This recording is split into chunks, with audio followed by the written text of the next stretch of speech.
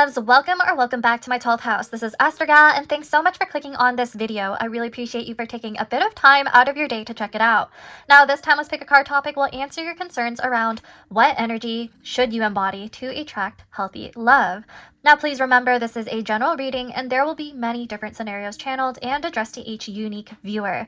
If the message does not resonate, you may pick another pile, or otherwise there may not be any messages for you at this time. Now, this topic was voted by all of you who participated in the polls last week, and it won by a landslide, and I was quite surprised. And I was also quite pleased because I'm like, that's a very positive, constructive type of question to ask tarot, and I love that you're all trying to seek self-improvement. Love that. I support it. Okay, so we also have the runner-up being the how do other people describe your voice topic. That kept going through, like cycling back into the polls, that topic. So I might as well just do that reading, because I also have some planned astrology videos to do with that one as well, because one of my first astrology research posts that I've made in the past when I first started my Tumblr back in the day was about voices. So that's a thing that I want to share with all of you. I actually want to post more educational stuff, so that's an update that I have. And yeah, so also, I know this is a bit delayed, but I really wanted to say Happy International Women's Month for all of you fellow sisters. And pretty much I'm using the Powerful Woman Affirmations deck as your options today. So I'm going to show you that deck. I was actually gifted this deck by my lovely friend Keith. So shout out to you again. If you were curious about my Melody deck as well, he was the one who also gifted me that. So I have a flip through of that, and I shout him out there too. But I'm also going to shout out my friend Matilda soon. I just want to show you this first. This is the deck that I'm using. Okay, so there's wonderful artists, wonderful women artists that are featured in this deck. As you could see, the illustrations are quite colorful, and so I am also using my friend Matilda's charms that she actually created by hand herself. I am linking down below her Instagram account. You could check out all of her nice bracelets. Like, she made this for me. She is based in Malaysia. So check her out. She's quite amazing. So yeah, you could either choose based off of the card illustrations right here or her charms. So I try to kind of match the colors a bit. Try to make this pretty for y'all. And so yeah, please feel free to choose. Pile number 1 is this orange and yellow charm. As you can see right here, it's orange and yellow. I'm going to be putting these on my journals, and decorate them. But anyways, pile number 2 is purple and pink. So pretty. And pile number 3 is like blue and indigo. It's like pearlescent even. Like, look at that. That kind of like looks like opal. So it's so pretty. Okay, now take a deep breath, relax, and close your eyes. Do whatever it takes to choose the pile that is meant for you. Now I will see you at your reading. Bye!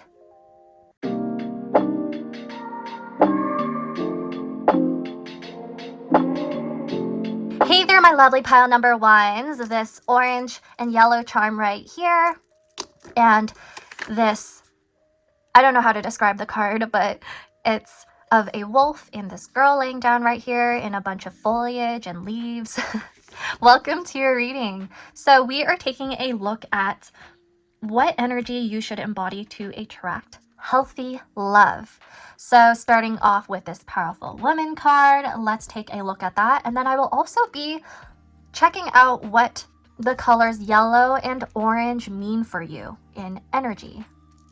Okay, so let's do that. So, illustration by Petra Holikova and quote by John Muir.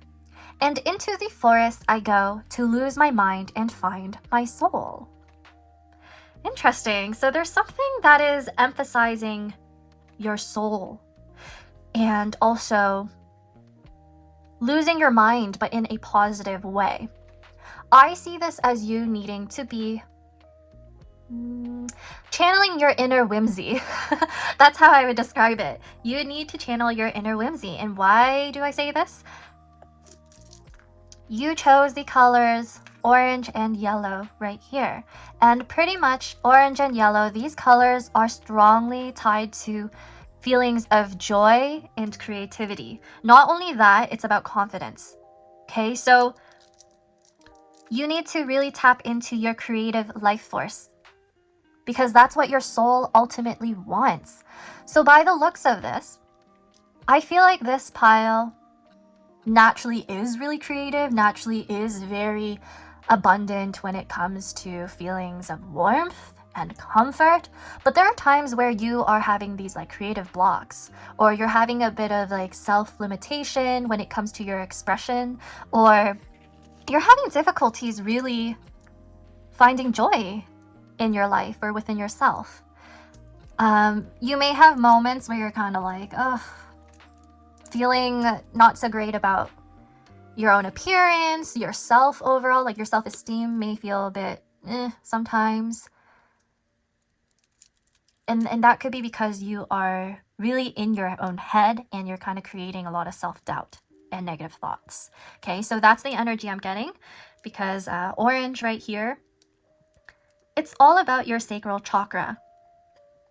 Yellow is about your own personal power and your solar plexus energy. So I'm channeling the sun right here, channeling Leo, sun, moon, or rising, and the 5th house. And I just feel like together with all of these colors and even this card, there's a message around creative self-expression that comes from confidence. It seems to me like the message here is that when you let go of how people are perceiving you, you will find yourself being a lot more happy to just exist and be, and that will attract many, many people. You will naturally attract a lot of people, especially romantically. And it's because you are authentic to yourself. You're not caring about how other people are being perceived. I'm picking up on Libra, sun, moon, or rising as well. And you want to know why? It's because Libra is quite weak as a sun sign. Usually as a sun sign, Libra is quite struggling with their identity and whatnot, because they're always thinking about how other people are perceiving them. And for all of you Libras out there, by the way, I'm not trying to diss you. I am a Libra sun, and in Vedic astrology, I'm a Libra rising. So I'm like a Libra through and through. So I know how it feels to question your own worth and your own identity at times, because you're constantly like fixated on how other people are thinking of you. And sometimes you just really need to let go of that, and you need to create from your heart. You need to create from a really authentic space. Just create, just be yourself. Don't try to mold yourself into what you think this other person is gonna like, right? So that's what I'm trying to say right here. Like, it's safe to be yourself, and you will attract the right people by doing so. There's no need to attract anyone who's not going to even like your authentic expression or question it, right? So I also feel like you're being asked to step into your identity without fear. You have warmth, you have charisma, and you have attraction. You just need to realize it and see it. Now I'm also picking up on quite a few of you who may have your luminaries being affected by the nodes. So you may have been born during an eclipse. Okay, sun or moon north node, sun or moon Rahu, or sun or moon K2 south node. Those are conjunct by the looks of it. It's either that, or your luminaries are in pretty dark houses like the 12th house, which is a bit more like elusive. It's sometimes submerged in other people's feelings, not your own. And then you could have sun or moon in the 8th house, or sun or moon in the 6th, which isn't as dark in my opinion. But I feel like those of you who have your luminaries there may feel like there's a lot of dullness in your life, because you have so many responsibilities, day-to-day responsibilities that you have to work through. and it's like overwhelming you at times. Like you're always trying to be responsible and doing the right thing, and then it's kind of restricting your self-expression. Yeah, so I feel like that might be the case. Now, I'm also interpreting this as you needing to heal your inner child or rediscover it, pretty much. I'm seeing like there's a bit of like a shadow side where you're overthinking a lot about your self-expression, and it's preventing you from being true to yourself. You're kind of like complicating things a bit. So there's like a bit of things related to the ego with like seeking validation, attention, or approval from others when you really don't need to. As long as you're happy on your own and you have your own approval for things and your own validation, seeking it from other sources rather than other people, then you will find healthier love. Okay, so try to create things. Try to allow yourself to be seen authentically and trust yourself. Trust that love is out there for you, okay? Because you will need to really channel feelings of positivity, optimism when it comes to your love life, rather than being jaded. At least that's the energy I got here, okay? Because some of you might be cynical about love, and this is just telling you, don't be. But also realize you don't necessarily need another person to make you happy. You can actually pour love into yourself, right? So there are times where I think for this pile, your guides really want to let you know that you can create love for yourself and you can be secure in that, rather than seeking out like a relationship to pretty much replace the energy that you could put into your art, things like that. Now, I feel like that message was also for me. I think that was also for me. I resonate with this. But anyways, which is kind of funny because my old Tumblr account the username was themed based off of the sun. And I believe my friend, she made this to reflect that because she knew me from my old account. So I found that kind of interesting. But anyways, let's get into your tarot now, because I really want to look into the details surrounding what energy you should embody to attract healthy love. I think it's kind of wild how much I channeled just through your charm and your one card. Yeah, so let's do that with some tarot now. Okay, so immediately we have the Seven of Swords, which is about strategy, discernment. Let's see what else. It's also about thinking quite a bit. Okay, do I want this upright or reversed? I think reversed. Knight of Swords in reverse. So we got 2 sword cards. That's a lot to do with thinking, overthinking, if anything, which ties into what I said at the beginning.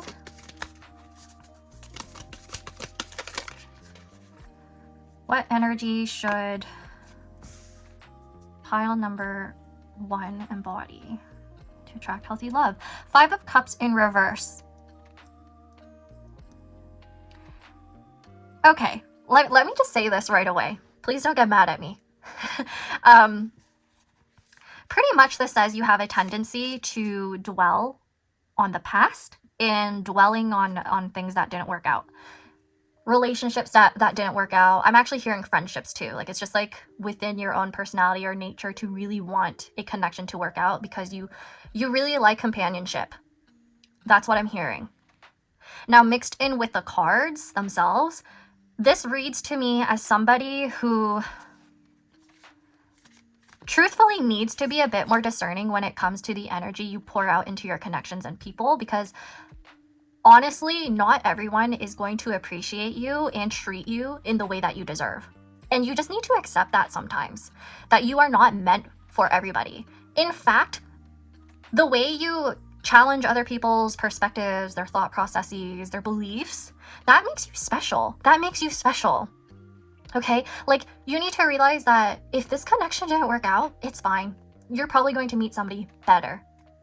you're probably going to meet somebody who's going to actually appreciate you. But the only way you actually do that is if you allow yourself to be seen, which makes me feel like you have issues around that, or like it doesn't really come naturally to you because you're often overthinking about how you're being perceived. Okay, so the lose my mind part, it looks to me like you often you get lost in your mind, I mean, in a way that's a bit more self-deprecating even. Sometimes you overthink a connection and then it causes you to self-sabotage, and it causes you to sometimes say things or react in ways that you feel ashamed of. So for this pile, I sense, like deep down in my chest area right now, that you might be somebody who tends to feel a lot of shame or like embarrassment when it comes to self-expression. It makes you feel awkward, it makes you feel uncomfortable, you overthink about it because you're like, oh, I always want to say and do the right thing, I always want to say and do what this person wants. But let me tell you right away, this causes you to shrink yourself. This causes you to, oh my gosh, I feel like I'm gonna cry. Just a second, I need to pause. Oh, I feel like this pile actually is very sensitive. Like, I feel like you cry easily or something. But if that's not the case, you're holding that in a lot. You're holding in like a lot of fear, a lot of anxiety. Okay. Oh, pile number 1. You're so sweet. But I do feel like you're holding in a lot and it's preventing you from just being free. You need to be free, okay? Oh, okay, I need to pull out more cards. Please clarify the 7 of Swords. What energy does pile number 1 need to embody when it comes to finding healthy love?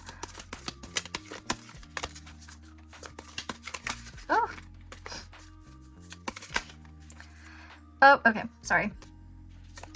We had 2 cards, but I'm just gonna take 4 of Cups. The 4 of Cups in this deck is actually pretty positive in comparison to other traditional decks. Just look at the illustration right here. Please clarify the Knight of Swords. The Ace of Swords. Yeah, that's pointing towards more clarity and being very clear with what you want. Having a clear mind. It really does contrast the energy of the Knight of Swords in reverse, which is all about like being overwhelmed, being kind of like impulsive with how you think. I think you tend to think the worst. Like sometimes take this only if it resonates, but sometimes you may actually think somebody hates you when they actually don't. And it's literally just because they are busy and they don't have time to respond right away. So you kind of just draw that conclusion, and then it kind of makes you feel really bad about yourself when truthfully it's not about you. Like, I'm trying to say this in the nicest way possible. I feel like there are times where you may take things a bit personally, but all it takes is some communication between the two of you to really sort out your feelings, your thoughts and feelings, right? Please clarify the 5 of Cups in reverse, please. The 5 of Wands, yeah.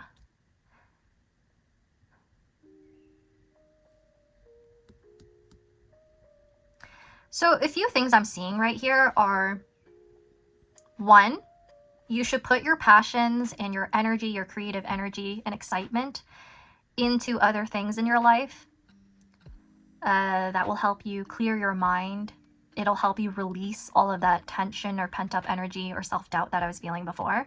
I mean, I'm still feeling it now, but not as strongly as before right now. As I'm channeling these, I feel like, okay, for some of you, you've had connections where they were quite tumultuous and you felt like there were a lot of arguments around the way that you've tried to communicate. And then there's like just a lot of misalignment. And this caused you to feel a wound surrounding how you communicate, how you express your feelings. There's a very, very clear wound around pretty much like, oh, I feel so overwhelmed right now. Sorry. Okay, I need to get this out. Sorry, I'm like shaking all over the place. So for you, pile number 1, I feel like some of you had an experience where you tried your best to communicate your feelings, but you were often dismissed. And this was around a time where you were feeling pretty low on yourself or misunderstood a lot of the time. And it kind of made you shut down. Like, there are times where you feel like, oh, there's no point in communicating how I feel because they're going to respond negatively anyways. I think you have a hard time communicating your concerns, your insecurities, your issues surrounding your relationships, surrounding your connections. Like, you automatically assume or believe that this person, once you address an issue, is going to fight back or it's going to cause an argument. So you kind of prevent yourself from forming deeper connections. Okay, you prevent yourself from forming deeper connections because you're afraid of confrontation or to confront. But then doing that kind of does a disservice to you and your connection.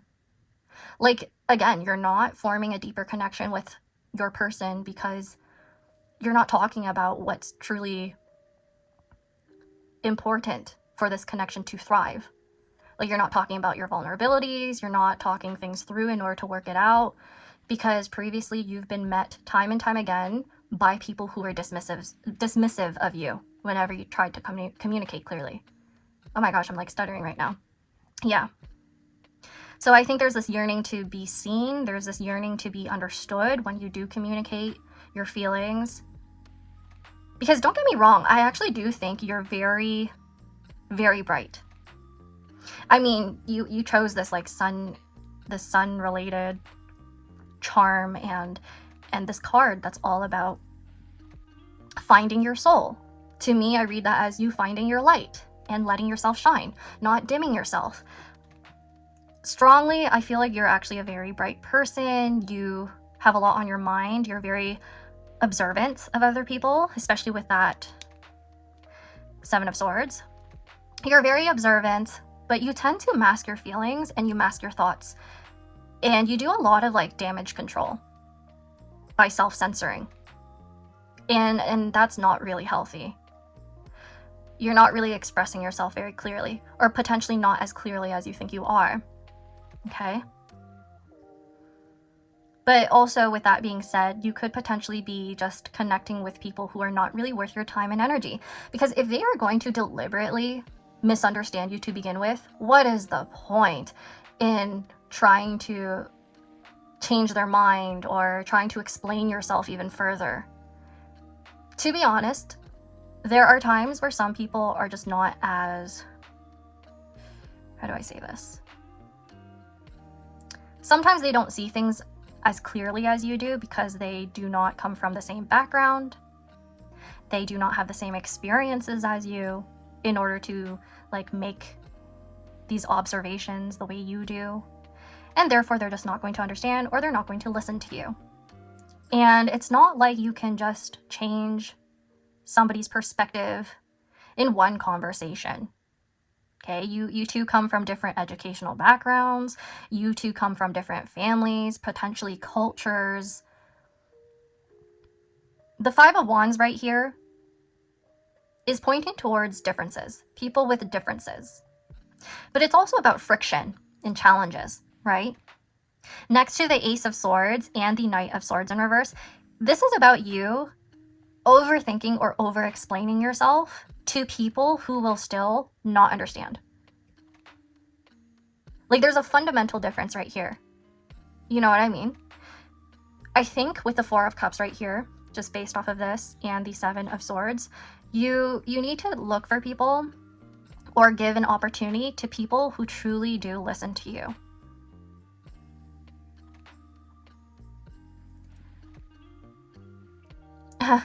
I just heard some of you actually like arguments or like debates in your relationships. You like banter.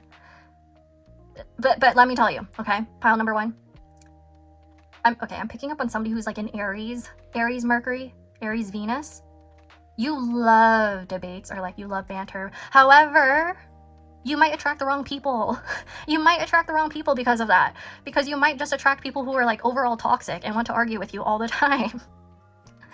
So instead of seeking that out, you should seek people who are willing to listen and not constantly challenge your thoughts and ideas or challenge everything that you say. You're going to get tired of that because it's going to be constant fights. Okay? Now let's get into your oracles to see more information surrounding what energy you really need to tap into. Okay, let's do your Lenormand. Oh, immediately I got the tree, which is really nice because we see the tree right here in the Four of Cups. Oh, we have the bouquet. How sweet. And the moon. Okay. So, immediately, with the bouquet in the middle, and it's ruled by Venus, this looks to me like the way you talk to yourself is very important, but also the way you, again, express yourself with Venus there. Like, you need more positive self-affirmation. With the tree, this is about improvement, this is about growth, but this is also about taking your time. Taking your time, which makes sense because we had the Knight of Swords in reverse in the middle right here.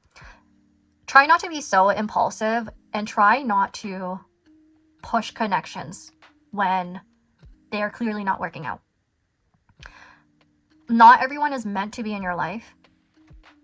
And I feel like that's especially the case if you're somebody who uses dating apps. Yeah. At least that's what I'm hearing right now.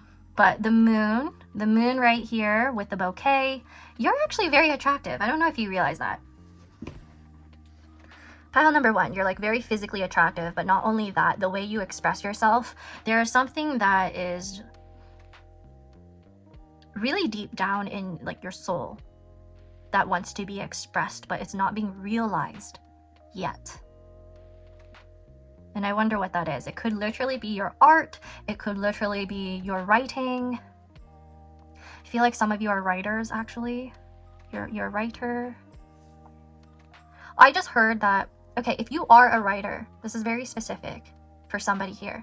If you are a writer, if you are somebody who makes art, you may have been in relationships with people who just who just did not understand. Like, they just couldn't understand your depth. So, with that being said, if you're in a relationship with somebody who doesn't understand your work, they do not understand your core self. You need to realize this. And you also need to realize that it's going to prevent your growth as an artist, as a writer. You need to be with somebody who is inspired by you and will inspire you. Just based off of all of these cards, because bouquet is beauty, tree is growth, it's improvement, it's something that can last a very long time. Trees could grow to be very old. They could last your whole lifetime and surpass you in your life, right? And then there's the moon. The moon is about fluctuation, it's about influence. So you actually need to be in the energy of self-security, self-expression, and confidence surrounding that in order to attract the right person who actually understands you very deeply. Because this is also the card that's about vulnerability. Even when I look at your tarot cards and I'm looking at the cup cards, the cards associated with water, we have the 5 of Cups in reverse, and then we have this very positive 4 of Cups where there's like a realization, or it's about being seen, it's about being noticed for your emotions, for how deep you can go. You need somebody who can feel as much as you can. But in order to do that, you need to actually show that you could feel a lot rather than constantly hiding that part of you. Okay, pile number 1. So I feel like this pile is just you're very expressive. You have a lot to offer in your love life, in your relationships. In fact, I feel like anybody would be very lucky to have you. You would make their life brighter. You would make their life a lot more exciting. You would bring optimism and luck and joy to them. But it's only worth it if they also bring that into your life as well, right? You can't be the only one constantly making things right. So, I'm going to be pulling out some more oracle cards, and then we will close off this reading with some astro dice.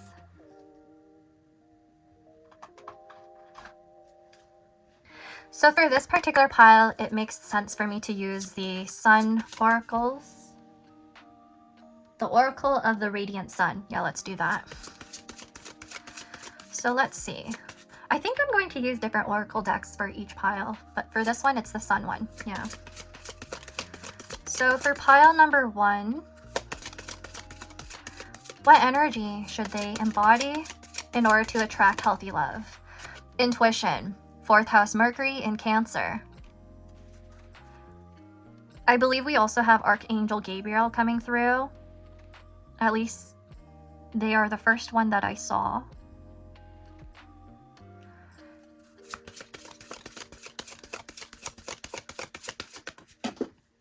Oh, okay. This one just fell on the ground. Okay, 5th house Venus in Leo. Affair with these two cute Cupid right here hugging each other, and I have to cover them up. Huh. I believe some of you may have a Cancer Mercury or a Leo Venus, or Mercury in the 4th or Venus in the 5th. That's confirmation.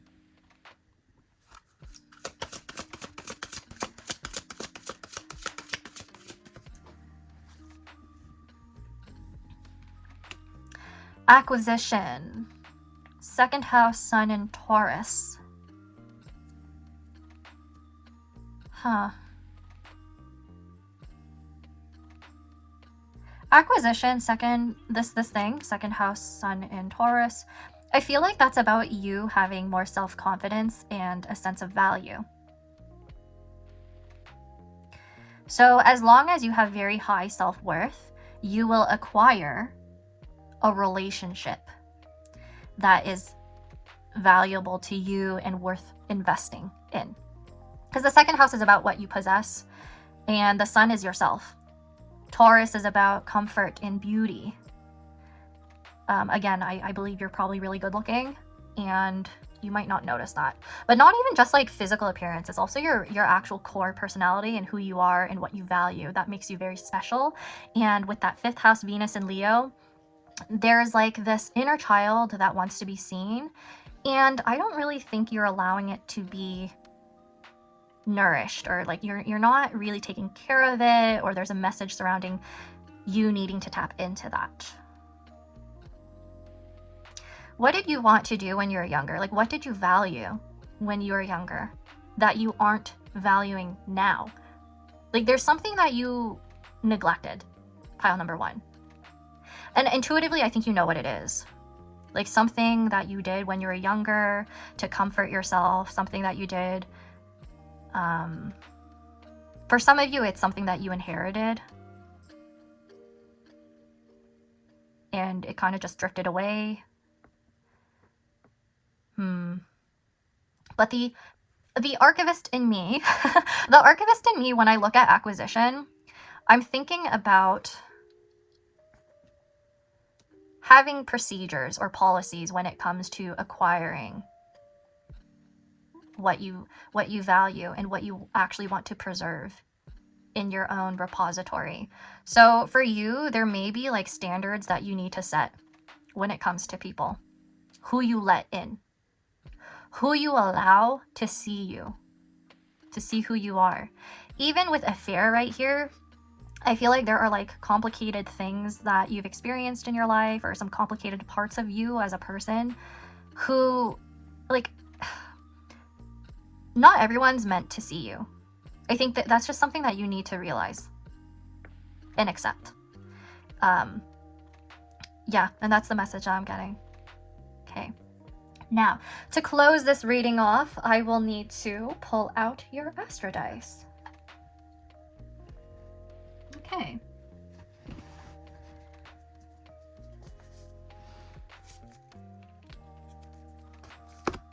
Let's do that.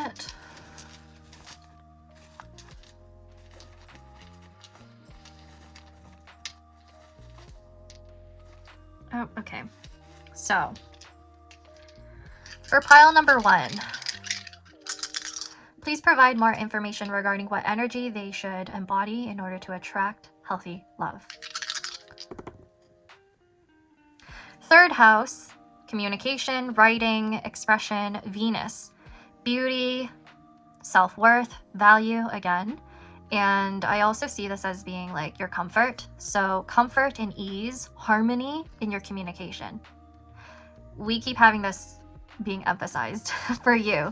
I feel like at this point, your guides are just going to be repeating things. So this is Capricorn. You may have a Capricorn 3rd house. I do too, actually. I do too. And I know for a fact that some of you, I believe, have Neptune there then, if you're of that generation.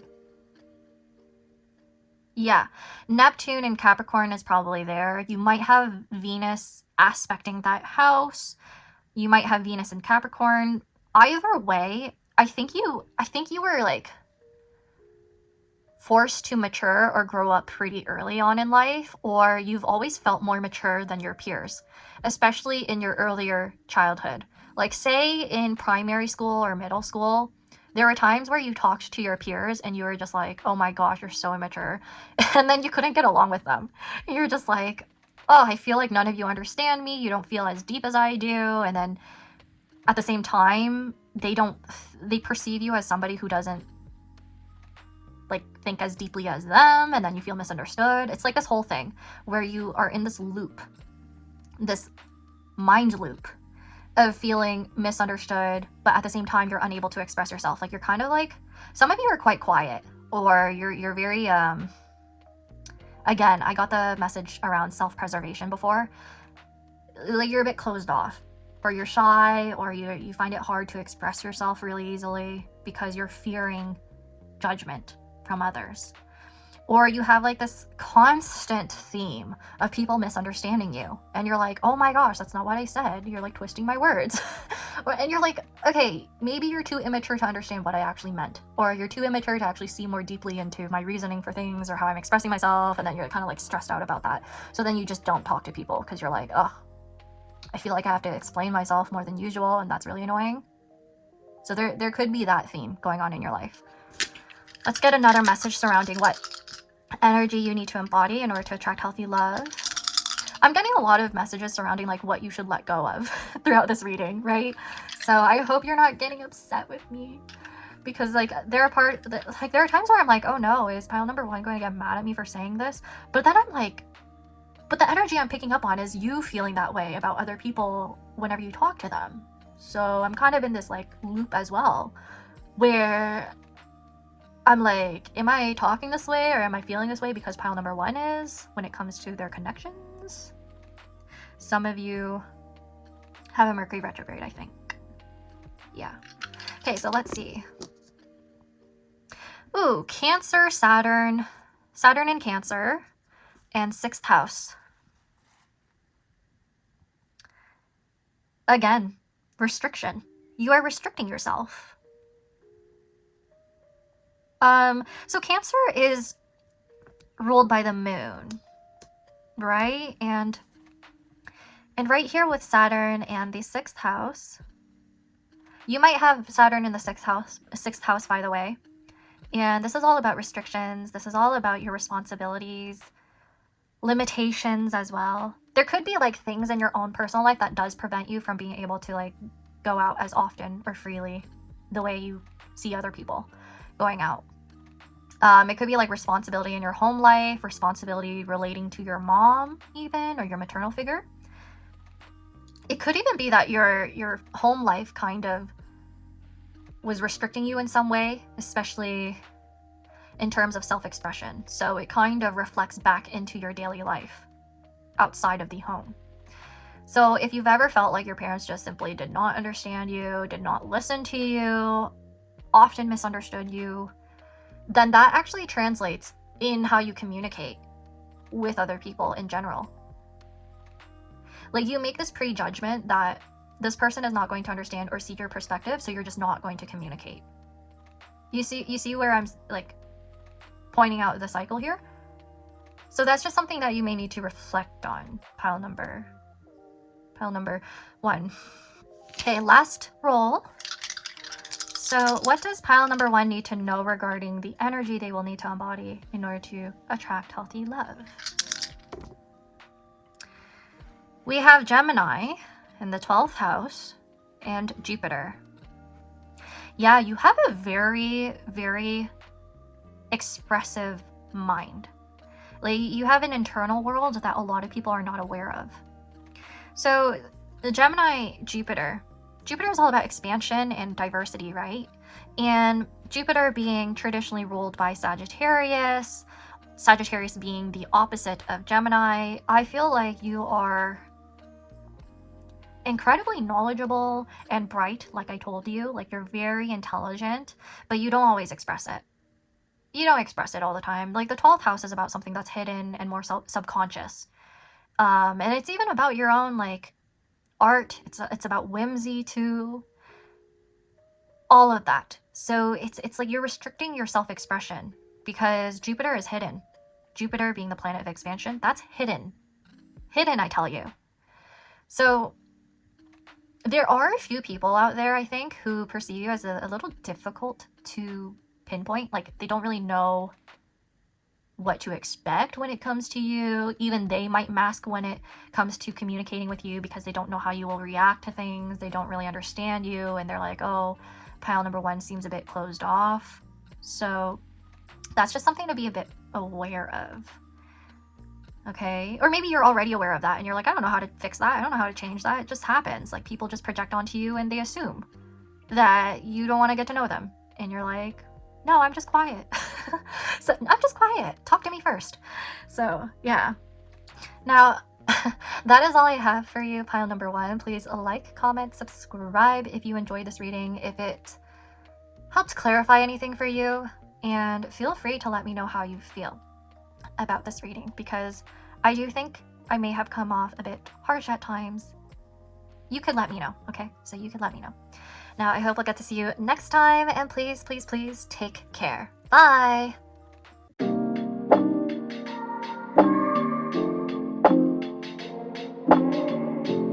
Hey there, my lovely pile number 2s, the purple and pink charm, as well as this lovely card right here. Welcome to your reading. So we are taking a look at what energy you should embody in order for you to attract a healthy love. Okay, so first off, I'm going to be interpreting the colors of this charm. And with purple and pink, there's already so much energy surrounding love. Okay, like unconditional love. In particular, I'm actually channeling Pisces energy. And guess what? Venus exalts in Pisces. And the reason for this is because the energy of Pisces embodies like compassion. There's also like themes of softness as well, and themes of emotional healing. So perhaps you've been disappointed in the past, or you've experienced connections that kind of made you more guarded. I actually feel this pile is the one that's quite guarded when it comes to their emotions, and perhaps there's even some blockages. Oh my gosh, I was stuttering right there. There's blockages surrounding your crown chakra, surrounding your intuition. And I also sense fear. I sense there's some self-sabotage perhaps, because you fear vulnerability. You fear getting let down again. You fear disappointment. And it kind of prevents you from opening up to love, right? Because pink and purple right here, it's very much water energy that I'm picking up on. Having the ability to go with the flow, having the ability to just let things happen, and also like trust your intuition. Trust that the universe has your highest good in mind, and that they're not working against you. They're working with you in order to attract your healthy love. But for some reason, this pile is the one that struggles with trusting. There's a strong sense of denial or self-doubt. or self-sabotage even. Like, you're not allowing yourself to just feel.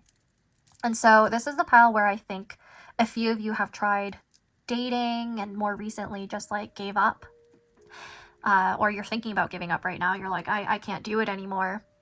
And so you're just watching this video because you're like, what the heck? I might as well just find out what's going on with my love life. So for this one, I feel like there's something to do with your intuition.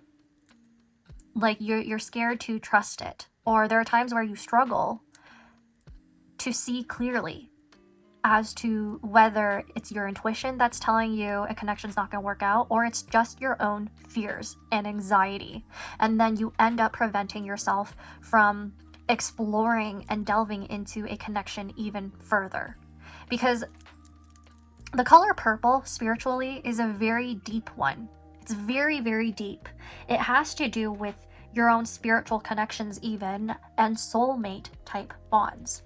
And even with the pinks right here, that's all about unconditional love. Tapping into that, tapping into your creativity and even emotional vulnerability. There's like a compassion that you're meant to step into, a sense of compassion, a sense of softness and emotional openness. But this pile is just so closed off. I actually, by the way, pile number 2, had to redo your reading like 3 times because I could not get my words out properly. I kept stuttering. I kept needing to drink more water. and it's funny because, like I told you, I was picking up on the sign of Pisces very strongly, the 12th house, and the colors purple and pink, they're very highly tied to the crown chakra and even like the energy of water. Right? So for this one, I'm kind of like, okay, there's something deep rooted from within you that's kind of wounded and has caused you to hold off on love. Because either you don't think it exists for you, you don't think you're going to find the person for you, or you're just questioning your reality and you're like, I don't know if the type of love I want and fantasize about even exists. And so it's limiting you from really shining and like tapping into the energy of love. And just based off of some of the words that are coming out of my mouth right now, I do sense that some of you wanted to watch pile number 1. and now that I'm looking at the cards, there's a lot of like oranges and yellows. So perhaps you really did look at that one too. And you were drawn to that. Now, I'm also looking at the charms. And I'm really drawn to the shapes. I'm drawn to the butterfly in particular, as well as this 4-leaf clover. And I sense that there is something that is soon going to transform in your love life. And it looks to me like you potentially have guides or something going on behind the scenes when it comes to your love life. I even see with the 4-leaf clover right here, funnily enough, I'm actually recording this on St. Patrick's Day. So, this 4-leaf clover right here, I believe that the love that's meant to come into your life, it's going to be fateful. It's going to be serendipitous. But I don't think you believe that. I think you are lacking a bit of whimsy. Pile number 2. I think you're just not believing. Okay? You don't have enough believing or belief inside of you. There's a bit of a energy of you being quite... You're trying to be a realist, I just heard. You're trying to be a realist and you're like, oh, nothing in my love life has been that great so far. Why is it going to change all of a sudden? Like, is it really going to change all of a sudden? Is it really going to be that great? And you're questioning it. You're doubting it.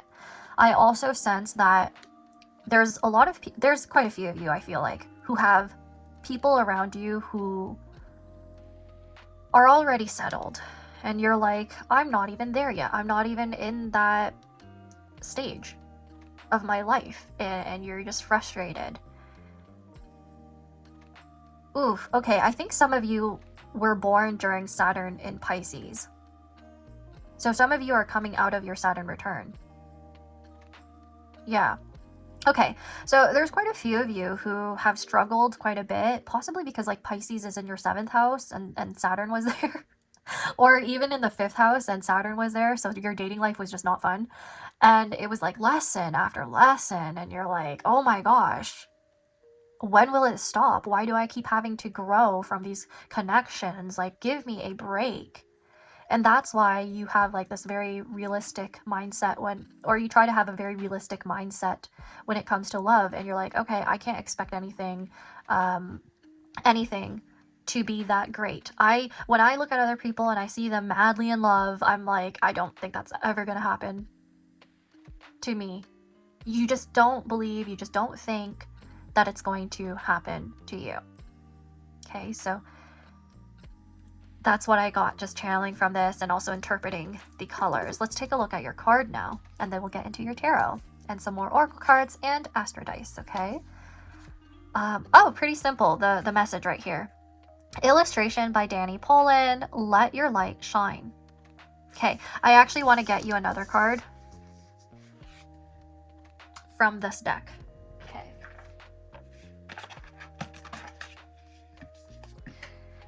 So, let's just split the deck a few times, and then I'm going to pull out a card from the middle.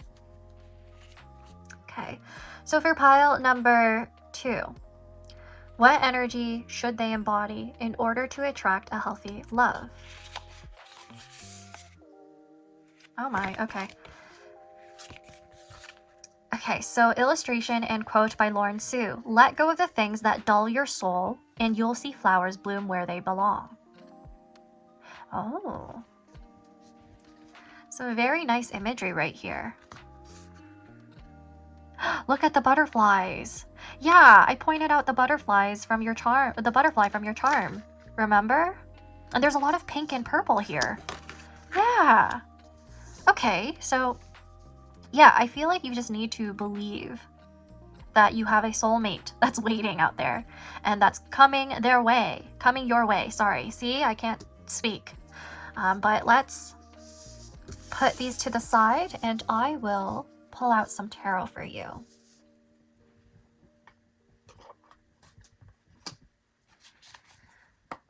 Okay, so for pile number 2, what energy should they be embodying in order to attract a healthy love? Okay, so, oh gosh, immediately it was upright. Sorry, I'm being clumsy here. The Magician. You know what?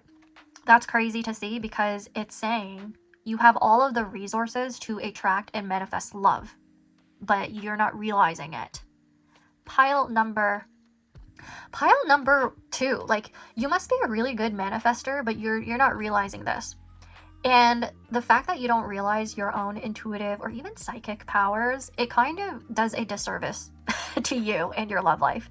Because your negative thoughts, I think you actually accidentally manifest the wrong people sometimes. Or you accidentally manifest or put yourself in situations that are just complicated when it comes to love. And it's not serving your highest, like, good. It's not doing you any justice. Like, the people that you're meeting, you're kind of like, ugh, that's not the one. And it's because you're letting your thoughts manifest in a way that isn't ideal. So the Magician is about communication. I think if you learn how to tap into your abilities, the skill of, like, law of attraction, things like that, things will happen a lot quicker than you expect. Okay, you need to be careful of your thoughts. This one's highly psychic. Okay, we have the 3 of Pentacles. That's also to do with communication and teamwork, cooperation, collaboration, all of those things. So by the looks of it, I feel like for you, some of you may actually benefit from written manifestations. Yeah, written manifestation, like actually visualizing things, drawing it out, because the pentacles usually have to do with, like, something that's physical, and you're creating something from your mind. You're creating something from your mind in order for you to like make it happen and come into reality, come into realization. So for you, pile number 2, I don't know if like you're kind of like, okay, this is silly. like you're telling me I should just write every single quality I want in a partner and they're gonna show up. Yeah, that's kind of what I'm saying. Because for some reason I'm seeing this imagery of your guides, because I actually think these are your guides. It's just so funny for me to say while pointing at this like Hello Kitty card, and it's literally a bear and a raccoon, and you're like, what? For you, pile number 2, I just see your guides being like, okay, you need to write down and clarify every single thing you want in a partner. Make sure you have all of their qualities that you actually like and you know will benefit you and suit you. Okay, and just write it down, and you'll see that they will help you move towards this goal, move towards this manifestation of yours. Okay, so let's see what else there is regarding the energy. We have the King of Wands. Okay, yeah, the King of Wands is somebody who takes initiative. This is somebody who's confident and they are secure. They are secure within themselves. So with that being said, I feel like for you, with the Magician, 3 of Pentacles, and King of Wands, you need to be decisive. For some reason, this pile can be kind of flaky, like not to be harsh here, but you can be kind of like wishy-washy when it comes to your love life.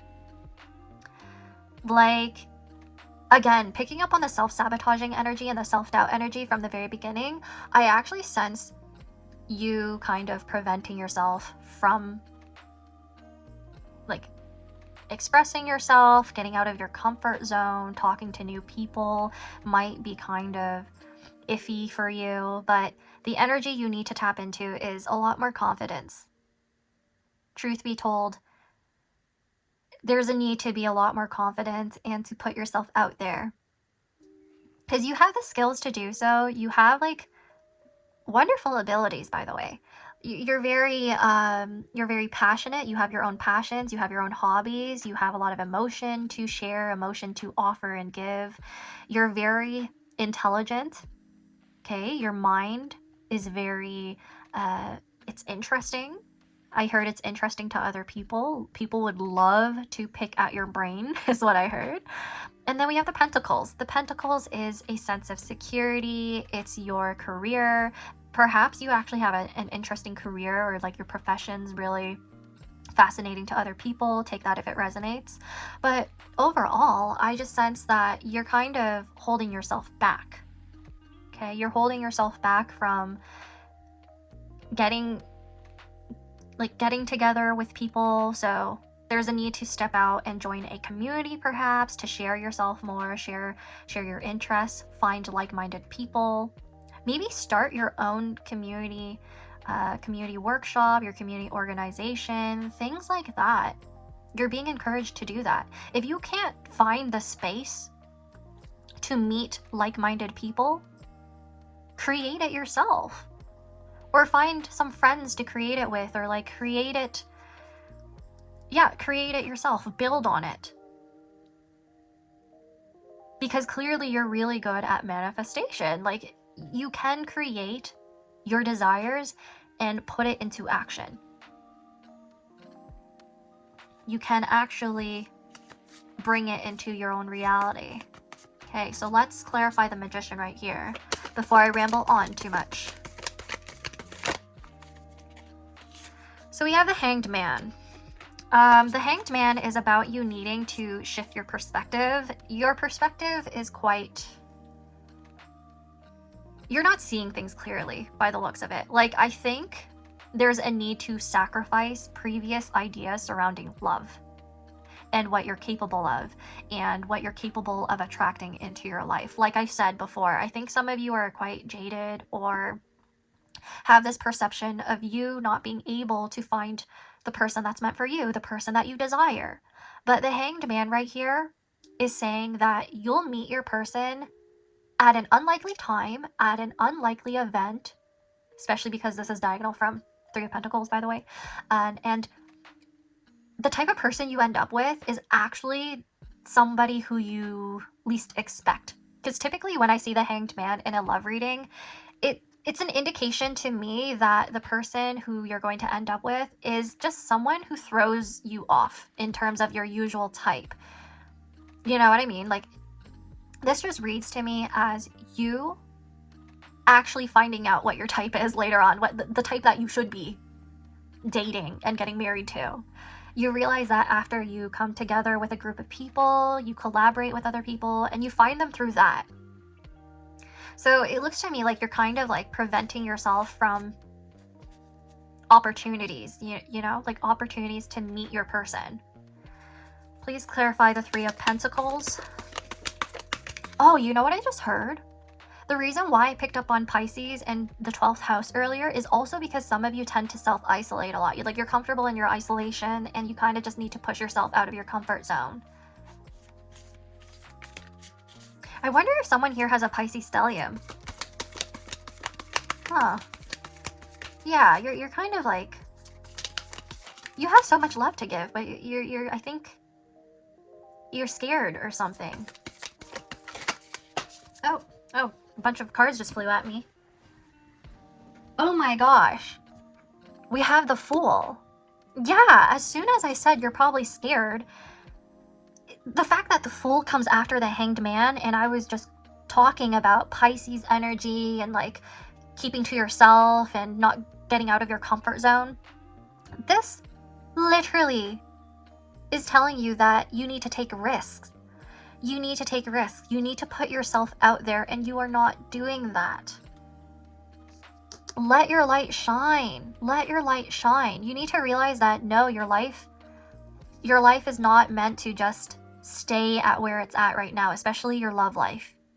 It's almost like you think you're not deserving of a colorful, whimsical, fantastical life full of love that you see in the fairy tales that is a bit more idealistic. You're like, that's not real. That's not going to happen to me. Maybe that's real for other people, but for me, just based off of how my life is, even my own self-esteem, I don't see it happening. But for this, it's just saying you need to let go. You need to just be like, I'm going to put myself out there. I'm going to meet new people. I'm going to talk to new people. I'm a really cool person. I have a lot to offer. I'm not going to dim my own light. I'm not going to let other people dim my light. The King of Wands is someone who's extremely confident, and they believe. You know how they step into that power of authority and confidence? They just believe that they are the shit. That's what they get into. That's the energy that allows them to manifest anything they want. You ever like look at other people and you notice that they get everything, and all they had to do is just put their foot through the front door? Even literally, for you, I think that might be the message. But like, they literally just do it. They don't think and think and think, and they don't get stuck in their feelings about whether or not they deserve it. Right? Like, for your energy, I'm feeling this right now, you may tend to self-isolate and self-sabotage yourself because you think you're being realistic. You think you're being realistic about the type of life you do deserve and type of life that you're capable of. Like, some of you, I'm hearing, have this mindset that this is all. This is literally all. There's a very cynical view when it comes to the world, and I understand that because it absolutely sucks. But within your own vicinity, you can create a community, and you can do your best to meet new people and form very healthy, strong relationships, especially with people who are similar to you. For this pile, there are quite a few of you that I'm hearing right now and I'm channeling that feel lonely. You feel like no one can understand you. No one feels as lonely as you do, or they don't understand your type of struggles. But thinking that way actually prevents you from bonding with others a lot more strongly. Okay, pile number 2. Now let's clarify the King of Wands, please.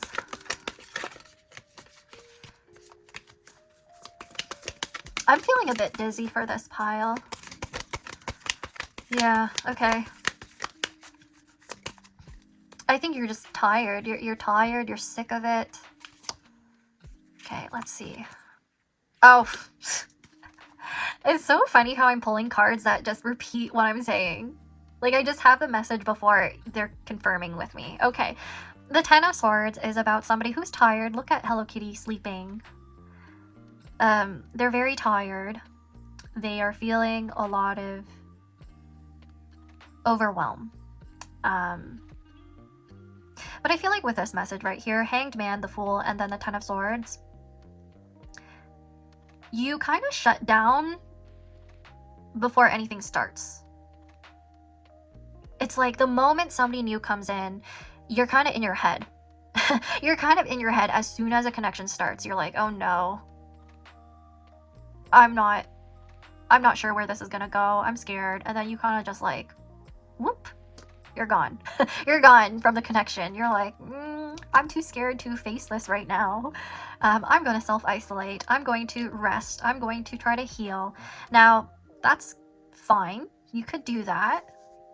I mean, everyone deserves time to heal. Healing is it's literally healing and resting. They are literally acts of self-preservation, right? But when you keep staying in the mindset of self-preservation and trying to fix yourself, you're just going to be avoidant. Let me tell you that. You're just going to be avoidant. And that may be some of your attachment styles right here. I'm picking up on people who are avoidant and anxious avoidant. And that's preventing you from progressing in your relationships. Like I said, you kind of just shut down at times, or you kind of dismiss a connection way too early on, or you kind of like start to feel overwhelmed by your thoughts and your emotions, and then it gets to you. It gets to you. You're like, I don't know how I can handle this relationship. It's overwhelming me right now. Yeah. So this is the pile where I think you kind of get mixed up a lot when it comes to what is anxiety and what is my intuition. I would suggest journaling for this one. Some of you, I'm picking up on Cancer, Sun, Moon, or Rising, as well as Gemini, Sun, Moon, or Rising. Yep. Now let's get into your Lenormand cards. Yeah, let's get into your Lenormand. So what type of energy should pile number 2 embody in order to... Oh, we have the House. That's all about comfort. Like I said, some of you kind of stay in your own comfort zone. But this also tells me that you may have something going on where like there's wounds surrounding your home life and that affects your love life. There's something that you may need to confront. Something that's very deep. Now, I am not your therapist, so I would definitely suggest exploring this with a therapist of yours, with a licensed professional. Okay, so that's just a suggestion here. If that's something that you can recognize through this reading and you're like, oh, I think that was a message for me, right? Okay, so for pile number 2, we also have the Ring. This is commitment. Commitment. Yeah, you want a long-lasting connection. You want to build something that's long-term and secure. You want to build a family in the future, perhaps, but for some reason, you're kind of fearing the steps towards that. Like, you just want to skip and get to the part where you meet your person right away, you get married, and you have a kid or two, or like just something like... There's some of you who are not willing to actually go through the process. You go with the flow, you go through the motions of dating, you meet the wrong people, you revise your strategy again, you meet other people, like you're tired, you're freaking tired. I'm hearing somebody getting upset with me right now, and they're like, I'm just tired, I don't want to do it. Like, I'm sick of going through all of these breakups, I'm sick of these lessons, when am I going to find my person, right? But there's like this loop that I'm feeling, this loop, this Infinity. No wonder the infinity symbol showed up. There's like this constant, oh yeah, there's this constant frustration. Okay, we have the stork. Yeah. I swear your guides are here with you. This pile is very much protected too. Let me tell you that. I hope that gives you a bit of relief, but there are guides or something that I'm sensing that do help you in your love life and in life overall. Now, the stork right here also echoes what I literally just said. It echoes the fact that you need to go with emotions, you need to go with the changes that happen in your life. You're here to learn about relationships. You're here to have lessons surrounding that. And that's why I think for some of you, you have a lot of soul contracts that require you to elevate in your connections and realize when to let go. You're meant to learn how to discern your connections and be like, okay, this isn't going to work out. This isn't going to work out. I strongly feel like in the past, this is the pile that overgave. You overgave, you overforgave, you feel deeply. You guys feel so deep and you are scared to submerge yourself in that energy again. And that's why you're like guarded and you've hardened your heart. You've hardened yourself and you're like, I'm not letting anyone in. I don't want to collaborate with anyone. I don't want to cooperate anymore. Because I'm always the one being taken advantage of. I'm always the one who's like putting in all this effort.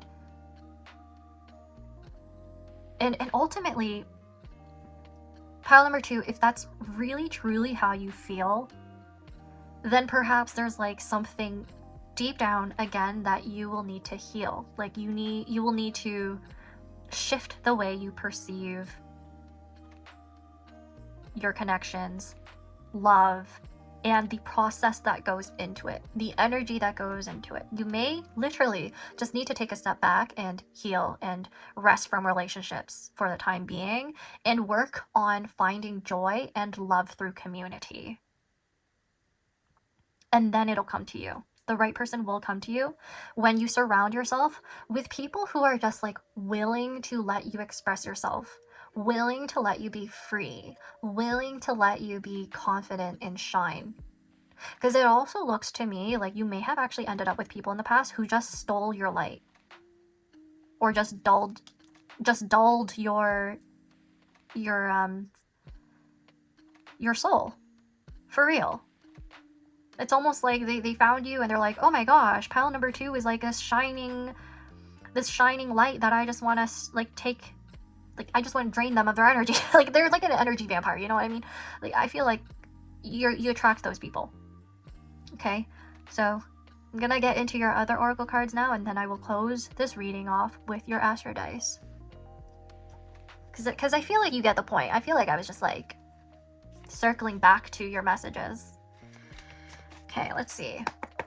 So for pile number 2, please tell us more regarding what type of energy they need to embody in order to attract a healthy love. Okay, restlessness. That goes with the 10 of Swords. You need sleep, my love. You need to sleep. Sleep and then come back to your love life. But first house, Mercury, and I just heard somebody laughing and they're like, yeah, I'm watching this really late at night. Okay, first house, Mercury in Aries. Yeah, a lot goes on in your mind.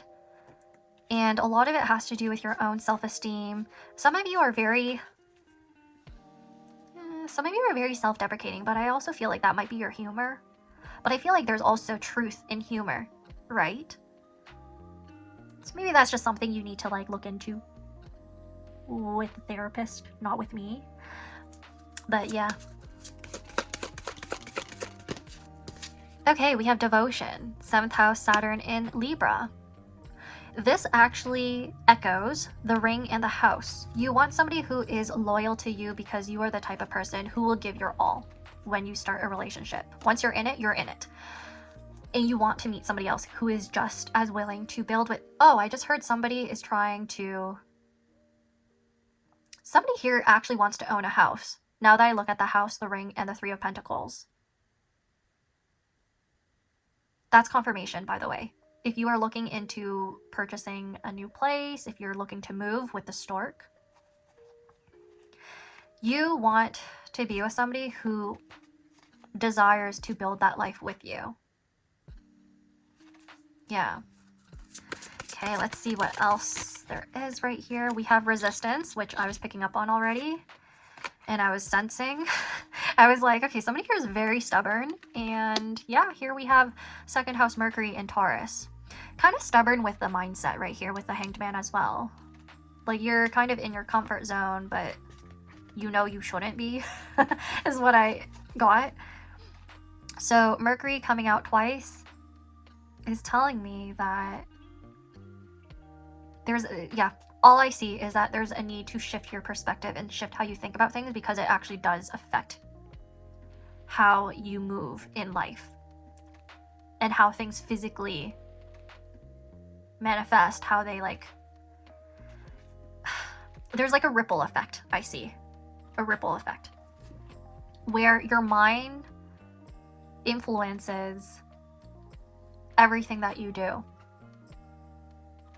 And in real time, your actions cause, like, there's cause and effect, right? Your actions cause like certain issues to come up, especially if you're moving from a lens of fear, moving from a lens of scarcity, feeling like you're not enough, believing you're not enough, that you don't deserve more, and that no one out there is going to compromise and collaborate and build with you. The more you think that, the less opportunities you will likely take to meet people, to go outside and meet people who actually align with you, right? Like, you're kind of, again, resisting this change, resisting this process that goes into dating because you're tired and you're overwhelmed. So with that being said, some advice right here literally is to step back, and think about whether or not your thoughts are even productive for you. Okay? Now let's lastly get into your Astro Dice. Okay. So for pile number 2, what energy do they need to embody in order to attract healthy love? So we have the 6th house, Taurus, and Pluto. You're very service-oriented, huh? Yeah, service-oriented. That's potentially why people manipulate you with Pluto here, take advantage of you. There's like a huge power dynamic issue that is a theme in your life. I think you overgive yourself, and I keep saying this because Taurus is about value. But the thing is, opposite from Taurus is Scorpio, and Scorpio is governed in modern astrology by Pluto.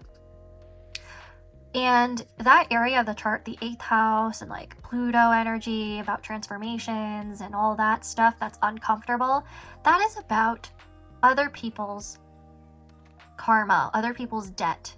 You carrying that on. You trying to help other people, constantly trying to like serve others. I feel like it creates this imbalance in your connections, and you need to be aware of that. Okay, that's a warning for some of you.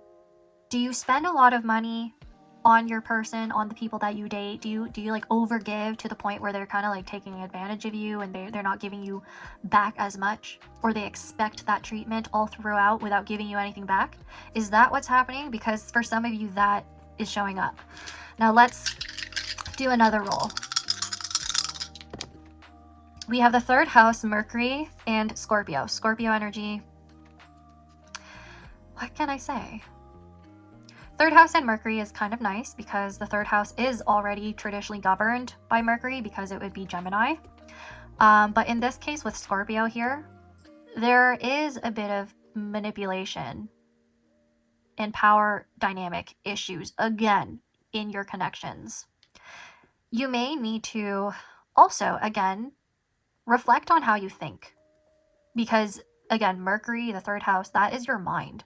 That is how you communicate. And the fact that you have the Magician right here and a bunch of messages surrounding the way you are capable of manifesting things really easily, but it's like you don't know how to like really hone in on that skill yet. I think you need to be careful because you might actually attract things that are not ideal for you. Okay? So you need to watch what you say. You need to watch what you think about yourself, about your love life, because you're just gonna create this loop of unfortunate events or like unfortunate people coming into your life. I do feel like there's a lot of lessons surrounding your love life in particular, though. Okay. We have Libra, 11th house, and the sun. Oh, I have that in my natal chart. Maybe you do too. So Libra, sun in the 11th house. Yeah, I strongly sense you finding a community of your own. You might actually end up leading a community. People will find you. At least that has manifested for me. So I know I tend to say my sun is in the 12th house. It actually is, like in whole signs, as well as, of course, sidereal Vedic astrology. But in Placidus, I have a Libra sun there. And a lot of people who also know astrology and read Placidus have told me that they actually do think it's accurate. They do see how it manifests for me. And with that being said, despite the fact that Sun in Libra is in its fall and it's considered weak and doesn't handle the energy well, this tells me that you're unaware. You're unaware of how much you shine. You're unaware of how attractive you are. You don't know the type of power you have, and you tend to give it away to others. Let me tell you that. I feel like for this pile, I need to tell you that. Especially because it took me so freaking long to figure that out about myself. It took me probably until my Saturn returned this year. Yeah, because my Saturn actually opposes my sun. So with that being said, for you, pile number 2, you may actually think about other people way too much, actually. I've also had this issue with like 11th house stuff going on. I was constantly like overwhelmed and thinking about what other people think of me. What do other people want? What does this person want? How are they perceiving me? Or like, how can I be of service to them? How can I make this relationship better? How can I like collaborate with them? But are they putting in as much energy towards the connection as you? Do they think about you as much as you do about them? Probably not, unless they're also a Libra. And let me tell you that for this particular pile, I actually do advise you to be... Okay, so I did say you might need to be more selfish at times. Yeah, because there's quite a few of you who I'm seeing, you get into relationships and you almost lose yourself. Right? And then there's others of you where I'm like, you're not putting yourself out there because you're self-isolating so much. You're tired, you have a low social battery, you're overwhelmed about love, you're sick of love, things like that. And you're like not very much willing to get out of your comfort zone because you're not confident enough to do so, right? Like there's messages surrounding that as a lesson. There's messages around like trying to reflect on whether or not these messages even do apply to you, right? Because I also sense that like some of these messages I don't think some people are ready to hear yet, and they will probably get upset. I know for a fact that I tend to do that on this channel for some reason, but it is what it is. You're not here to be pleasant to everybody. You're not. I know Libras are naturally very pleasant, and whenever people don't like them, this is especially for you Libra suns out there and Libra risings, whenever somebody doesn't like you, sometimes that's more of a reflection of them than you. Right? Like, sometimes people project onto others because they have a lack of information, or the only information they have is what they've experienced in their own life. And not everyone's life is full of knowledge. Like, we don't know everything. We're human. We have our own existence. We have our own feelings. We have our own experiences. And we learn from each other because of that. So that's the message right here for you, pile number 3. Some of you may actually need to go out and meet new people and be willing to learn about new people, or also willing to let yourself shine, let yourself grow and be seen. But at the same time, hold your boundaries. Hold your boundaries. Don't let other people step on you. Okay? Now, that is all I have for you. Please like, comment, and subscribe if the reading gave you any clarity at all. I know some of the time I sound very harsh. Feel free to let me know how you feel about that. Honestly, I'm open to feedback. Now, that is all, and I hope you'll take care. Bye!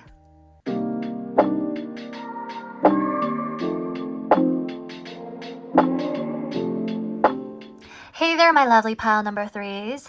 This blue and indigo charm and this card right here. Welcome to your reading. So we are taking a look at what energies you should embody in order to attract a healthy love. Now, right here, to be honest, I do actually think there will be some overlapping messages with this pile and the purple one. So pile number 2. Yeah, I think some of you are cross-watching.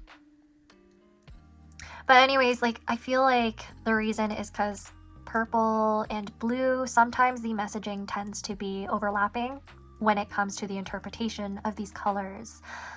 But more so specifically with this, there is a throat chakra blockage. And I'm feeling it right now. But with that being said, you don't speak up enough, I don't think. In your relationships, I feel like there are times where people talk all over you or interrupt you. There's a feeling of being misunderstood. Now, I also feel like you might have the tendency to keep your thoughts to yourself, or you internalize things a lot. Yeah, so I sense this pile internalizing your thoughts. See, I can't speak right now. With blue, that is all about your truth. It's about calmness as well. And then the whole indigo color is your intuition and perception, and even your third eye.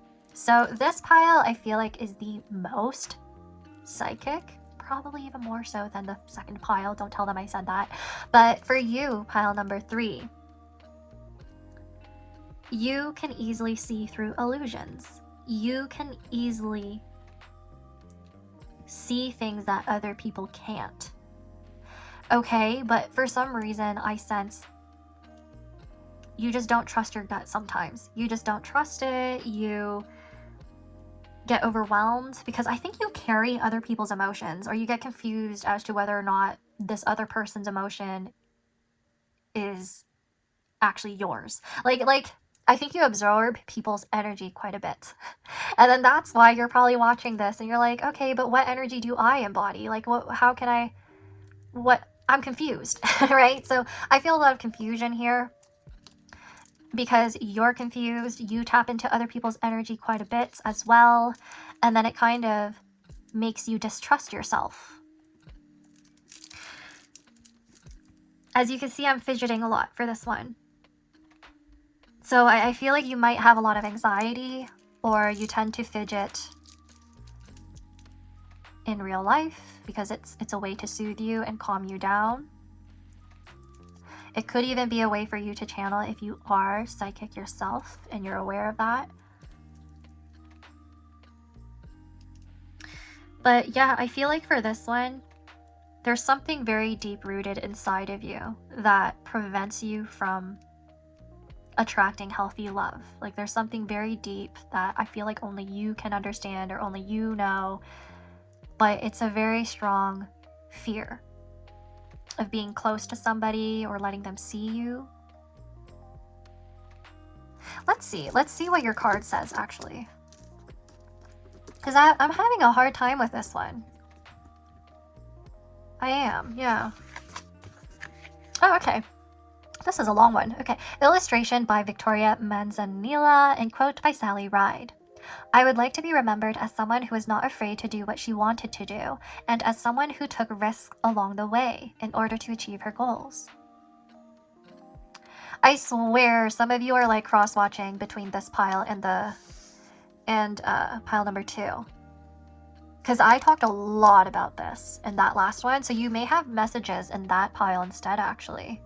And now that I look at this again, the illustration, like the flowers kind of do remind me of, spoiler alert, but I did pull one more card for them. So yeah, it reminded me of this. But let's put this to the side and really get into your tarot, because I feel like I need more information right here. Maybe that's your energy where you're kind of like really private. Very private. I would not be surprised if some of you are very like closed off to the point where it's harder for me to tap into your energy. So I'm sorry. I'm just gonna say it ahead of time, like straight up. I am sorry if there are any messages that will not resonate with you. So yeah, let's see. I'm gonna try my best though. Oh, did you hear that? That card just like flew everywhere. And it was the Knight of Swords. Yeah. That is about risk, actually. That is being somebody who's fearless. Look at this knight. They're on their horse, they're being brave, they have their sword out. Oh my gosh, this pile is a little chaotic. Okay. I'm gonna reshuffle again because the energy is just not right now. Okay. Oh, okay, the Three of Wands. The Three of Wands. That is about foresight. Having foresight. Damn, some of you really are psychic. Like, you foresee things and it kind of freaks you out. And it kind of causes you to self-sabotage. Because you're like, oh, I'm going to avoid this lesson as much as possible. Like, you're like, oh no, this one's not going to work out. I'm just going to avoid everything so that I don't have to go through the struggle of being in a relationship. Okay, so please tell us, for pile number 3, what energy should they embody?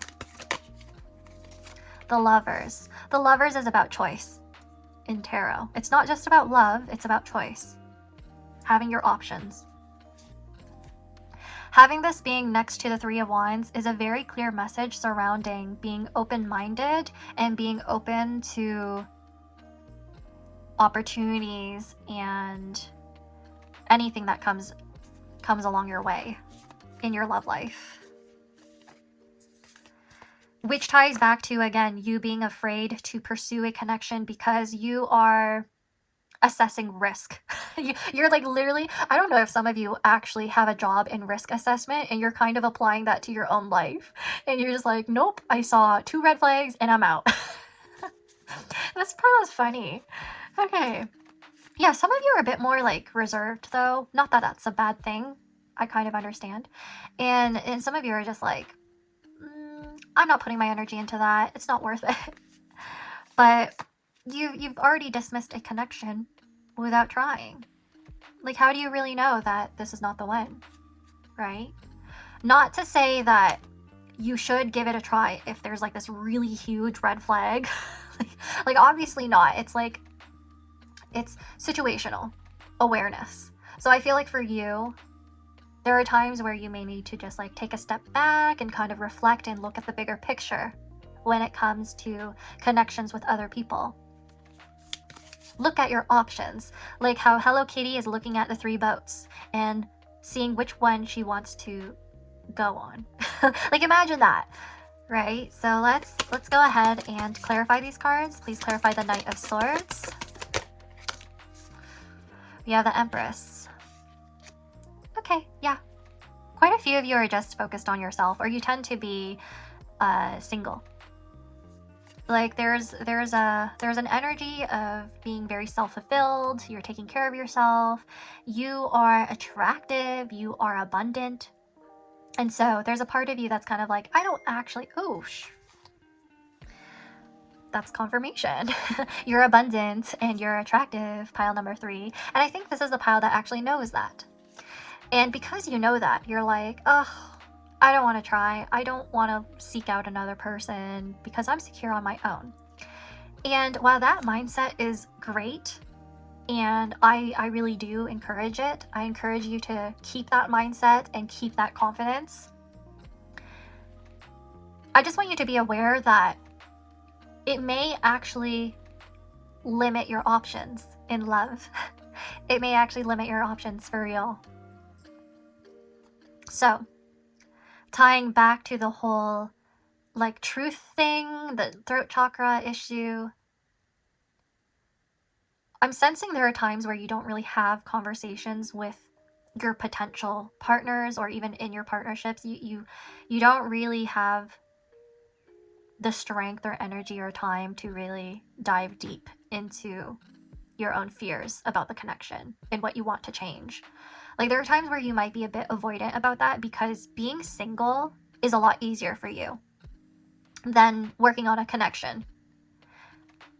Again, you being completely abundant, completely free to do whatever you want in your life as a single person, that feels great.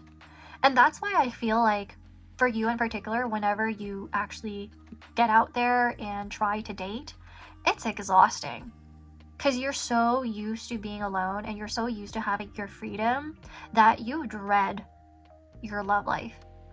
You dread the process of dating people and meeting new people because you're constantly being disappointed, or these people aren't meeting your expectations because they're not as secure as you, as the Empress, and even as the Knight of Swords. Some people are not as mentally challenging to you. With Three of Wands right here, some people aren't as explorative as you, curious as you. The Lovers right here also tells me that there's just constant misalignment. You have very high expectations, and I believe you deserve to have those. I believe that's why you're more private or reserved when it comes to love. And because you're like, I need to save my own energy, because what's the point in trying with a person who can't even provide me what I can provide for myself already? And you're right to think that way. You're right to feel that way. However, again, it's just, there's a message surrounding the need to actually just work on things with the other person, to think and talk with them. You know, like, take your time. Now, I also sense quite a few of you are Libra or Gemini, Sun, Moon, or Rising, and I'm also picking up on Sagittarius, Sun, Moon, or Rising.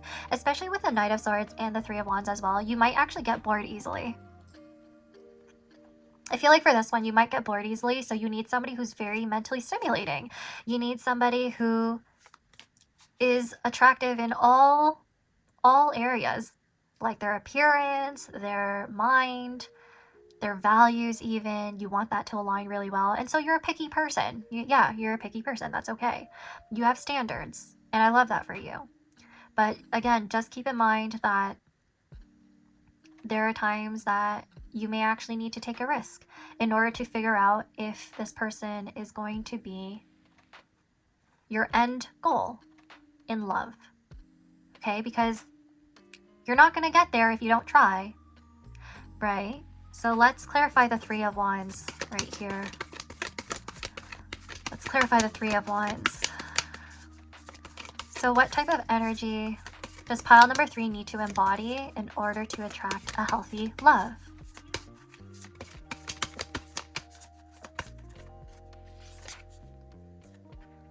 Oh, okay, so we have Five of Swords. I already told you this. I feel like I'm just repeating everything. But Five of Swords, especially clarifying the Three of Wands, means you often foresee disappointment. You often foresee a connection ending, or you're often like, oh, this is not gonna work out. Like, immediately you're like, nah, I'm not gonna try any further. I'm not gonna explore any further. The first thing that gives me the ick is a no. Okay, so this one, oh, pile 3, you're so unserious sometimes. It's kind of funny. So Five of Swords right here, you see Hello Kitty. She's just holding the Three of Swords. 3 swords. Okay, she's holding 3 swords. To me, that is like carrying the pain and the trauma and the wound from the Three of Swords in tarot. That's pretty much what it is to me. But I also feel like the Five of Swords could be about a victory. So for you, you're kind of like, oh, if I preserve myself, if I preserve my heart, and I keep people away from me, if I keep myself blocked off, I protected myself. But at the end of the day, you won, but at what cost? Right? Like, you're preserving yourself, but you're still lonely. So there's like this wave of you being sad and upset because you're not meeting your person. Yeah, so please clarify the Lovers now. Regarding what energy should pile number 3 embody in order to find healthy love.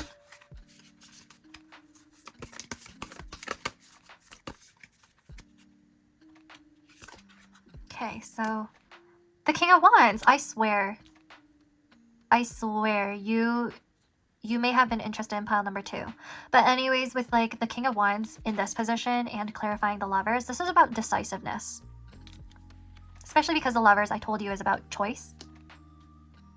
King of Wands is about knowing your choice.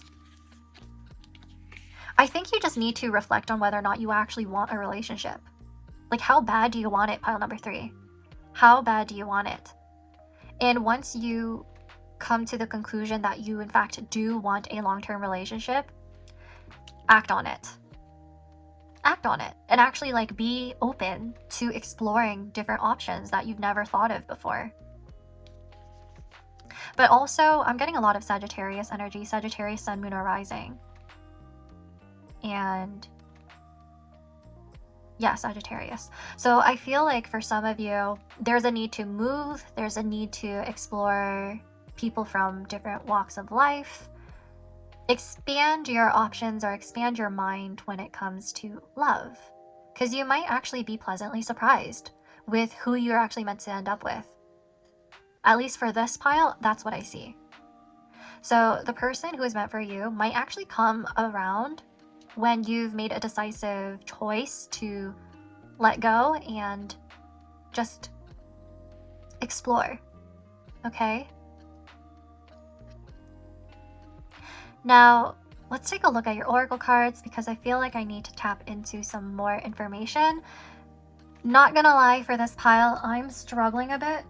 So please do not get mad at me. I am trying my best. Because I feel like for you, there's not necessarily anything wrong with the energy you're in. Because honestly, I'm kind of like, I get it. It's really nice being single and you have your own values and you have your own standards.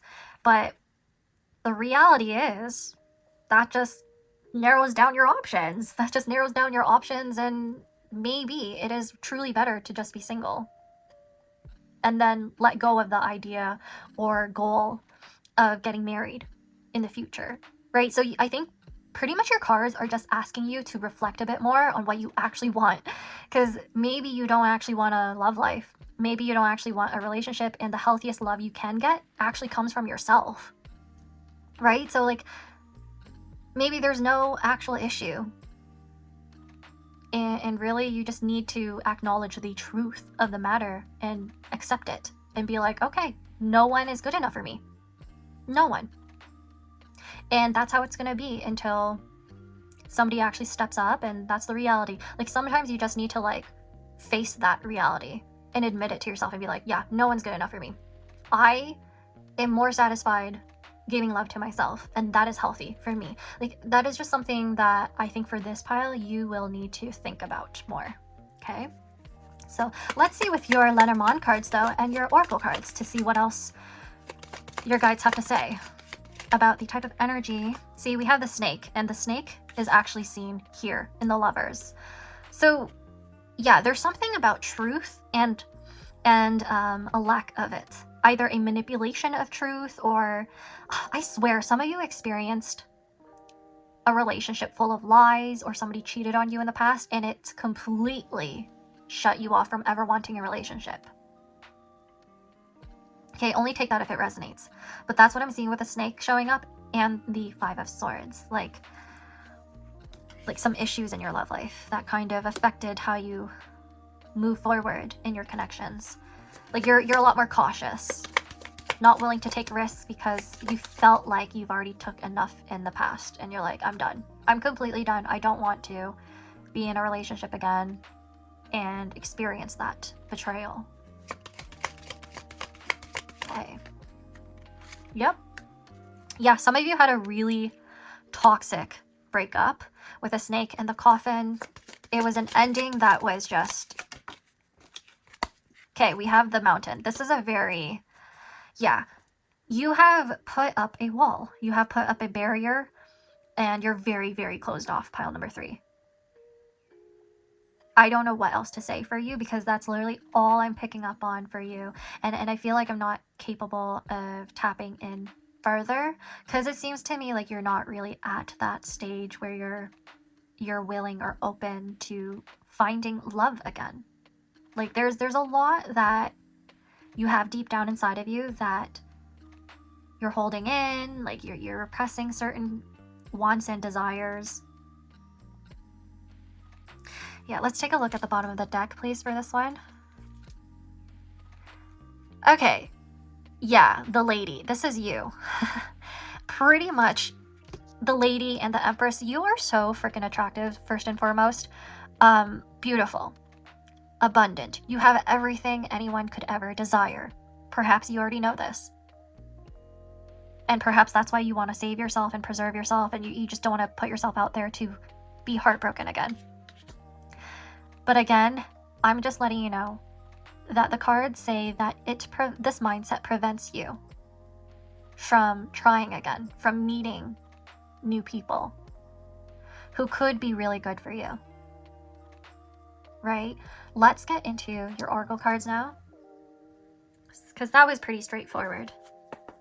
So for pile number 3, oh, immediately I got this card. 3rd house, moon in Gemini. Adaptability. Yeah, trying to be adaptable with what you've got. So please tell us more regarding the type of energy that pile number... Impulsiveness, 1st house Mars in Aries, and empathy, 12th house moon in Pisces. This does tie into what your first card said. And I think there's a need to just let your walls come down. Maybe just a tiny smidge, pile number 3. Maybe just a bit. With adaptability, you could be flexible, right? When it comes to your connections with other people, just like the moon, maybe try to be a bit more lenient. I know you are running a strict program right here, but it's really holding you back from experiencing love to its fullest. Again, like you're scared, I think. You're scared, but also a part of you, you're like, oh, I'm too good for all of this, or for this person, or for that person. And it really is preventing you from meeting new people and exploring connections even deeper. So with impulsiveness right here, you could be quick to dismiss people. And I even see this with the Knight of Swords. Just look at that. Yeah. Let's get one more card, please. Authority. Authority is actually just the same as King of Wands. 10th house Mars in Capricorn. We have the moon coming out twice and Mars coming out twice. So with that being said, I feel like you actually just need to decide. You just need to decide what you want in love and pursue it. Don't wait. Don't wait for somebody to come towards you. Don't wait for something to happen. Right? You have so many options. I think you just need to open your mind to it and open your eyes to it. Especially because the blue is tied to the 3rd eye, remember? So try to be open to possibilities in love, okay? Yeah. I'm going to close off your reading now with the Astro dice. And I really hope I at least gave you a bit of clarity on your situation. Okay, pile number 3. Because I feel like for you, I didn't really have much to say. Because I really don't think,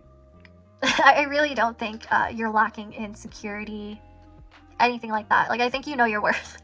So I don't really need to give you messages like that, but I think it's just like, oof, maybe you should just give a chance to somebody, but if you don't want to, then don't, right? You just need to make up your mind, is what I'm hearing from your guides. They're like, they just need to make up their mind in terms of what they even want. Do they even want love? I don't know.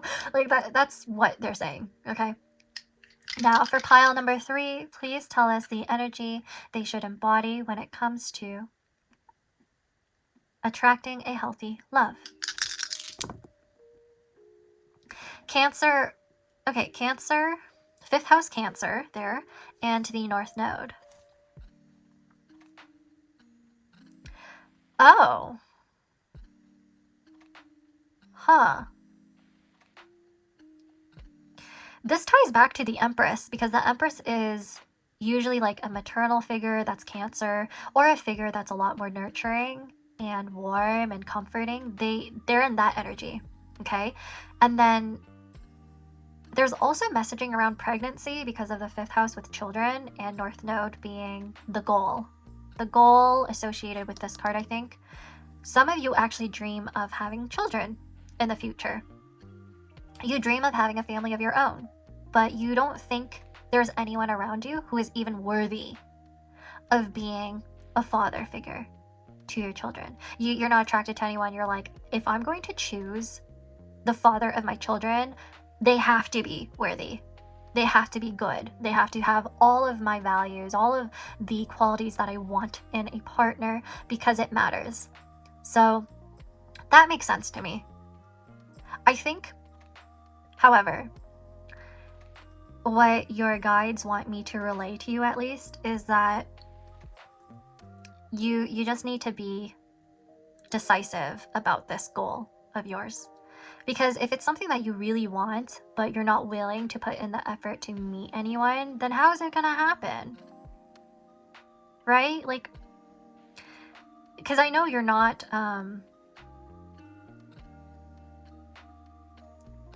okay, so this is pretty blunt, but I know you're not trying to just get knocked up and that's it. Like that's not your goal, I don't think. But there is a desire to be tapping into a nurturing role, that type of energy. You want to be that figure in the future. Of course, only take this message if it resonates, because some of you are like, oh, I don't want to be a mom. I don't want to be a parent. What are you talking about? Some of you are like that. So moving into the interpretation that might apply to more of you who want to be single, this is just asking you to be a lot more mindful of what your inner child wants. Okay? Because the 5th house does have to do with your inner child. And with Cancer here in the North Node, it's about your comforts, what you're willing to pursue. Like the North Node right here, you're working towards this, but I have a feeling that you might be tapping into your South Node quite a bit. And you're like, no, I'm just going to stick with what I know. Try to get out of your comfort zone sometimes. Explore more, learn about yourself a lot more. Yeah, because that seems to me like the message here. Now let's roll again. What does pile number 3 need to know about the body? What does pile number 3, what is the energy they need to embody in order to attract healthy love? Okay, so we have Saturn, Scorpio, and the 7th house. Oh. I think some of you are actually meant to end up with an older partner, or at least a partner who's more mature. Either that, or there's a few of you who are a bit, okay, sorry, before I offend anyone, there's a few of you who would identify yourselves as older or more mature. And so for you, there's like a perceived delay in marriage or a delay in just finding your person. And this is confirming that, but it's also saying that with the Scorpio right here, there's a transition that's going to happen. There's a transformation that's going to happen in the future. Now, I'm also seeing with Saturn and Scorpio right here, I feel like you're meant to meet somebody either like later in life, or you're supposed to meet somebody who's just like more established than you in their career and finances, and you kind of inherit that. That's the type of person that is worthy of you. So just know that some of you are actually meant to be with somebody who is like more mature, who's more established, things like that. Which actually might be nice to hear for you, because you're like, oh yeah, I'm secure on my own, I make my own money, and I'm willing to find somebody who elevates my life and who can contribute to that. So this looks like positive news to me. Okay, so last roll for pile number 3, please, regarding what energy they should embody when it comes to their love life. How will they attract a healthy love? Oh my. Okay, we have the 9th house, we have the South Node, which I already mentioned, and let's roll this one again. We have Cancer again, but okay, we have Aries now. South Node and Aries, and it was the 9th house before. Okay. I really do think pile number 3, I am not exaggerating when I say I think your person is foreign, like they have a different background than you, or you're meant to move or travel elsewhere. That's where you're gonna find them. That's just how it seems to me. Like I don't know, like I feel like you're kind of stuck. Yeah, you're stuck. Because the South Node is about your comfort zone, and I already mentioned it when I saw the North Node. I was like, oh, I'm picking up on the South Node though. And it came out. The 9th house and Aries. I really, really do think you're going to meet your person eventually, especially when you are like traveling. Some of you are doing like a study abroad, so that might be the case for you. Or the message is about how you are in a more like independent, free, explorative state of mind. Like you're just more free, you're open to love, you're having fun. That's the energy that's going to attract your person. I just strongly feel like there's quite a few of you who are just not living in the area that your spouse is in. So that's why it's taking so long. Yeah, it's not as much about your energy, it's about the energy surrounding you is not aligning. Okay, so I hope I helped. That is all I have for you, pile number 3. Please feel free to like, comment, and subscribe if your reading resonated. Feel free to share anything with me in the comment section down below. I'm really curious to see what you have to say about your reading in particular, especially because I feel like for you, I'm kind of like, okay, pile number 3 is very secure in themselves. They're doing fine, but they're just curious about their love life by the looks of it. And yeah, confirm, deny, just please feel free to let me know, okay? And please don't be angry with me. Have mercy on me, okay? I tried my best, and I hope I get to see you next time, okay? Bye, and take care.